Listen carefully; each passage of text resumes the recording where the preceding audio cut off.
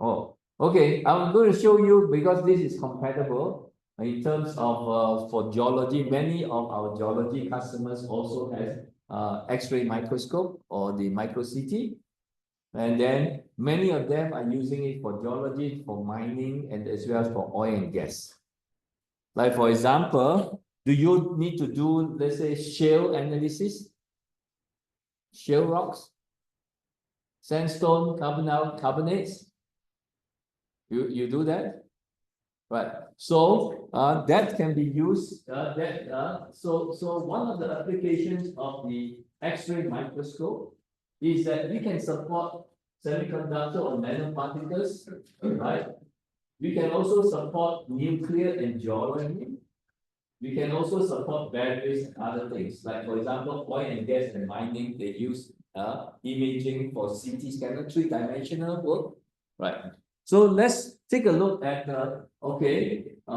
geological rock and digital rock. Like for example, in oil exploration, some areas they have shale. How do you use imaging to study shale, right? And then why or what type of rocks in oil and gas? You have sandstone. You have carbonates.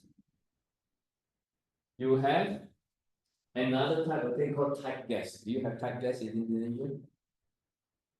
There's another type is shale. Right. So here even other type, like in Canada, they have tar sand.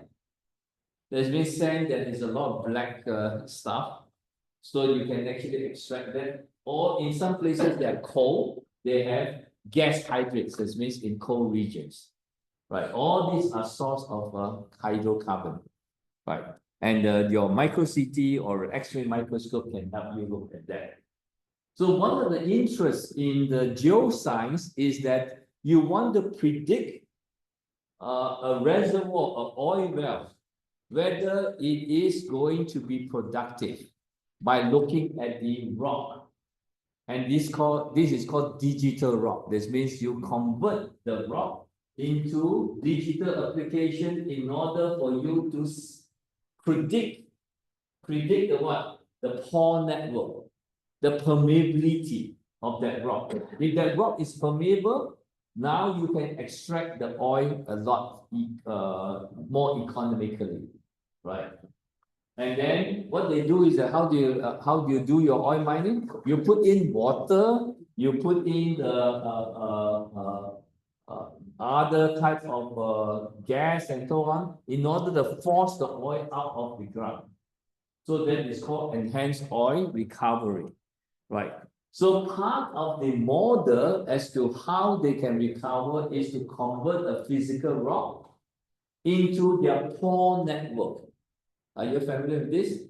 That means convert how are the pores joined to each other so that when you put pressure here with water and so on, you can force the oil to all these interconnecting pores to come out from the other side.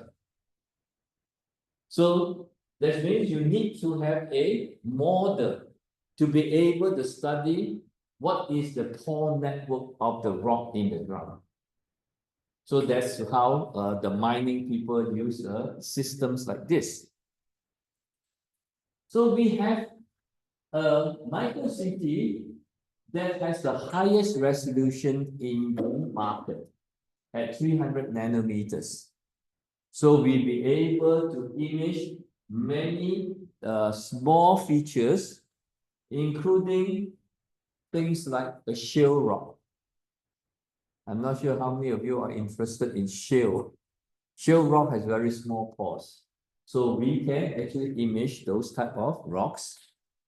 And also, I'm going to show you some examples of, let's say, tomography.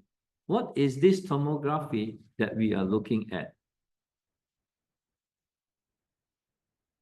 Why this one doesn't even run?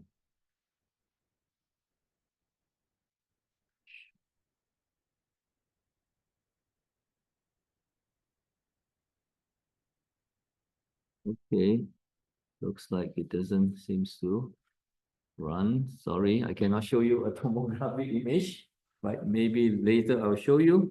All right, then you can also look at the carbonates. That is clean versus unclean.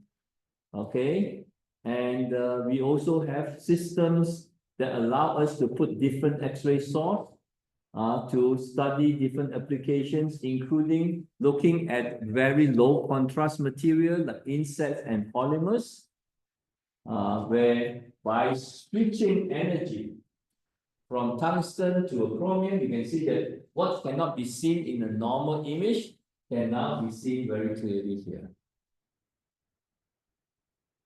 All right, and also we can look at unstained tissue without having and see high resolution that way. So that those are some examples of what a micro CT can do, and it will give you images like this. Right. So maybe I can show you some examples of let's see.